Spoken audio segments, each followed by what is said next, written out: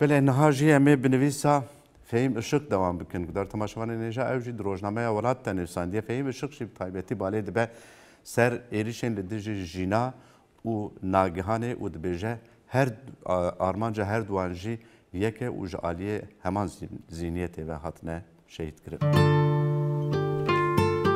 لباشور کردستان ده ساله که ده 6 سیاستمدار روشنبیر روزنامه‌گر و چالاکوان کرد به دست میتا دولتا ترک به سویکاستان هاتن قتل کرن. ده سویکاستا دو ماهی ده ناگهان آکار سلاد اکادمیسین و نویسکار اکتیویستا جن و انداما ناوندا لیکولین یا ژینئولوژی شهید کرن. گوتنا داوی ام ده سری ده ببیجن. ev ne kahramanya devleta Türk û rêxistina wê ya Sîxuriyê ye. Ev rûreşiya rêveberiya Herêma Kurdistanê ye. Tu gotineke din tune ye. Tenê rûreşiye. Heke rêveberiya Herêma Kurdistanê bi taybetî jî asayişa Hewlêrê rê nedevan kujeran, devleta Türk ne mümkün ku li başûrê Kurdistanê yek çalakiyek pêk bîne. Devleta Türk niha li başûrê Kurdistanê hespên xwe bi dilê xwe dibezîne. Bê perwa û bê hisabe. Vê hêzê jî ji rêveberiya Başûrê Kurdistanê bi taybetî jî ji pedekê digre. Nagihan Akarsel di çarê cotmehê de li Silêmanê hat şehîd kirin. Heman rojê nûçeyek din ket çapemeniyê. Hakan Fîdanê berpirsê Mîta Tirk li Hewlêrê li gel hin rêveberên rêxistinên Tirkmena civînek li darxist, civîn li baregeha Mîtê hatiye pêkanîn.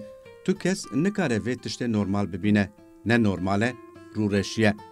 Ew Hewlêra ku niha yek Kurdek nepedekî be ji ber zexta asayişa Hewlêrê nikare bi hêsanî jiyana xwe bidomîne, mixabin ji çar aliyên xwe ve ji neyarên Kurda re vekiriye.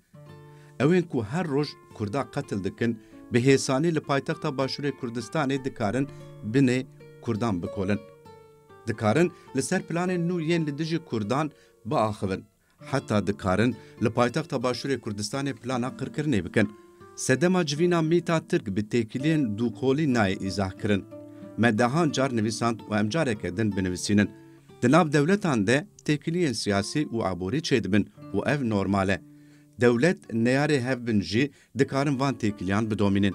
Lê tu dewlet rê nade rêxistinên Sîxurî yên neyarên xwe. Heta dewlet dostê hevbin jî rê nadin rêxistinên Sîxurî. Îro li Başûrê Kurdistanê dewletek federal a Kurdan heye.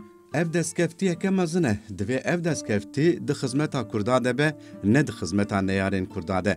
Çawa Kurdên beşên din parastina destketiyên Başûrê Kurdistanê wekî parastina xwe dizanin, divê rayedariya Başûrê Kurdistanê jî herî kêm erka xwe ya parastina Başûrê Kurdistanê bicihbîne. Lê diyar e, ev nakin. Bi ser de jî rê li ber neyarên xwe vedikin.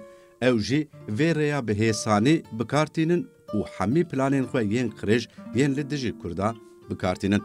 Divê Kurd bi taybetî piştî şehîdkirina Nagihan Akarsel li ber vê rûreşiyê bêdeng nemînin ya herî zêde jî ew Kurd û dostên Kurda ku çalakiya Mêrsîn Mezîtliye şermezar kirin, divê bi xurtî li hember şehîdkirina Nagihan Akarsel rawestin û li dijî kiryarên qirêj ên dewleta Tirk bibin senger. Di navbera şehîdkirina Nagihan Akarsel û Jîna Emînî de tu cudahî tu neye. Berpirsyariya rejima İranê di şehîdkirina Jîna Emînî de çi be, ya rêveberiya Başûrê Kurdistanê jî di şehîdkirina Nagihan Akarselê de heman tişt e. Kurd divê li hember vê rûreşiyê jî bêdeng nemînin.